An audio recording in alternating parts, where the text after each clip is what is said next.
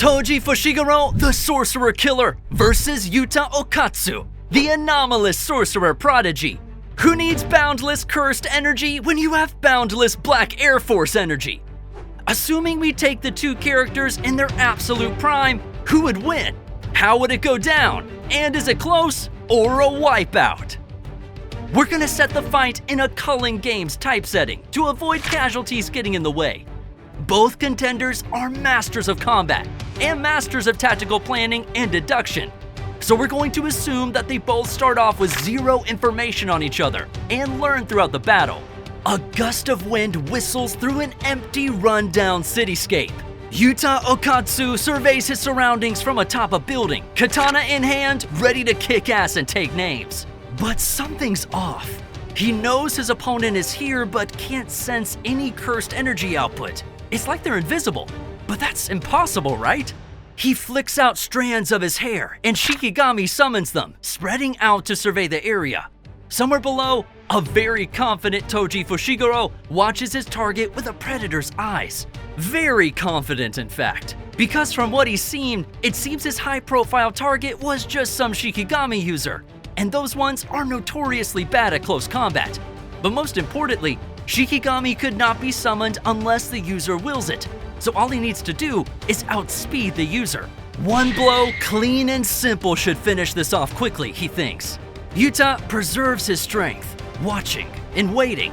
Without so much as a whisper, a black-clad figure appears behind him.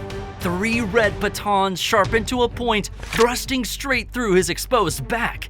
At least, that's what would have happened if it wasn't caught by 2 white hands emerging from the shadows.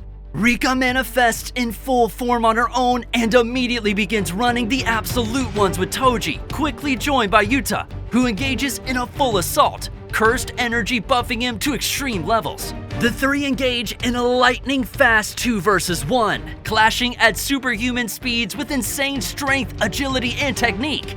Toji's shocked, but quickly regains his composure.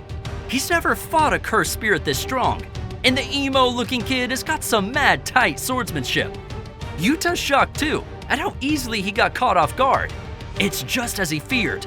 This man has 0 cursed energy, which by logic of heavenly restriction, should make his physical prowess monstrous. Not that he needs to figure that one out, he's feeling the effects of that monstrous strength right now as his katana struggles against the playful cloud.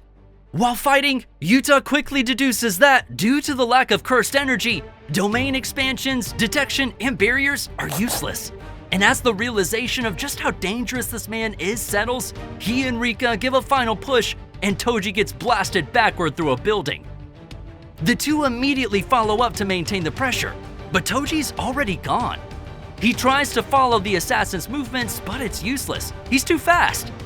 Yuta dispatches more Shikigami, but he knows it's useless as he can already sense many of them dying under Toji's cloud. Maybe what this needs is a change of perspective. Yuta jumps on Rika's back as she flies upwards, removing the 2 out of range from any potential sneak attacks. Toji may be superhuman, but he sure as hell can't airwalk. Immediately, a ridiculously long chain arcs through the sky, slashing at Yuta. He dodges, almost having time to wonder where Toji pulled that from, before it swings around at him again, faster and faster. He sees Toji atop a building, swinging his chain from what seems to be a cursed spirit, yeehawing that thing like a deranged cowboy. No matter how far they get, the chain continues to extend, until Rika creates a barrier to block it. That's when Yuta notices the cursed energy coming from it, or rather, from the inverted spear of heaven attached to it. The spear passes clean through the barrier and just slashes into a dodging Rika, who roars. The barrier shatters, and Toji realizes Yuta's missing.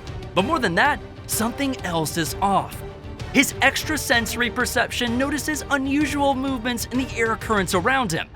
He swings around just in time to face Yuta, who uses sky manipulation and his immense speed to blitz down next to Toji. Toji already has his hands up to defend, but suddenly his eyes widen as he sees the signature snake and fang symbol on Yuta's tongue just before he utters a single command: die. Toji yeets out of there just before Yuta finishes using cursed speech, but unfortunately slams into Rika's outstretched fist, which claws him to his side, flinging him directly into a thin ice splitter attack that cracks the sky behind him. Toji goes flying. As he lands hard, he coughs up blood, taking significant internal damage as the tail end of Yuta's cursed speech manages to hit him. How many cursed techniques does this kid have? It doesn't make sense. Luckily, his resistance to curses means he's not dead. Yet. Yuta can't give Toji room to breathe and decides that the first order of business is to take a page out of Gojo's book and remove Toji's cover. No rest for the wicked. He and Rika charge up, their cursed energy spiking, and shoot out two immensely powerful beams of cursed energy, shooting out like twin death rays. Yuta then uses sky manipulation to curve the trajectory of the beams to form a circular vortex, obliterating all buildings in the direct vicinity. There's a huge explosion, and as the dust settles, the two are left standing in a flat wasteland of metal and concrete. No sound of footsteps, no sign of Toji. Just as Yuta's about to let his shoulders relax, he sees a cloud begin to form. His cursed energy senses go wild as he's suddenly swarmed by hundreds and hundreds of flyheads, low-grade cursed spirits that completely mask the movement of any cursed tools in the vicinity. A cover. But Yuta's ready this time.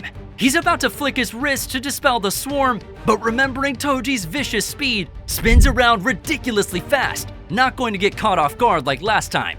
And sure enough, Toji arrives. But he wasn't aiming for Yuta. There's a slash and the sickening crunch of metal against flesh as a split soul katana cleaves clean through Rika, cutting her in two before either of them could react.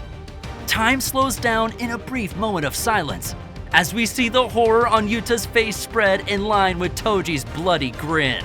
Rika gives a howling cry before dying on the spot, taking with her all of Yuta's inventory, his cursed energy reserves, his cursed techniques, his weapons, everything. But not before one last move. Not before the ring on Yuta's finger spikes with cursed energy as he makes a final binding vow with Rika. In exchange for her life, she gives him a 200% boost in cursed energy and strength. With this final boost, Yuta loses his mind. He explodes forward with his katana and with a burst of advanced reverse curse technique, immediately exercising Toji's inventory curse, leaving him with only the weapon he's currently holding to battle against an enraged Yuta. It's a devastating battle. Concrete cracks, the ground splits open, and buildings fall in the most insane display of strength between two powerhouses. Every blow Yuta dishes is overflowing with ridiculous power, and every blow he receives is immediately healed with reverse curse technique. But as Yuta's composure slowly decays, Toji slowly rebuilds. All he needs to do is be patient. And as powerful as Yuta is right now, never forget that when it comes to close combat, Toji Fushiguro is unmatched. And when you factor in the fact that Toji can sense Yuta's movements, while Yuta can't sense his because, no cursed energy, Toji slowly gets the upper hand. Injured as he is, you can't stop a monster. All it takes is one slip up for an unfocused, clouded Yuta for Toji to drive the blade straight into Yuta's skull, killing him instantly. Yuta's body falls to the ground and Toji is beaten, bruised, permanently damaged, likely missing an organ or two. But he's alive. He collapses next to his target, chest heaving as he closes his eyes. Wonder what's for lunch? Winner, Toji. In all fairness, there were many situations in this battle that were circumstantial. A few slightly different actions could result in Yuta emerging the victor, but 51 out of 100 times, Toji comes out on top.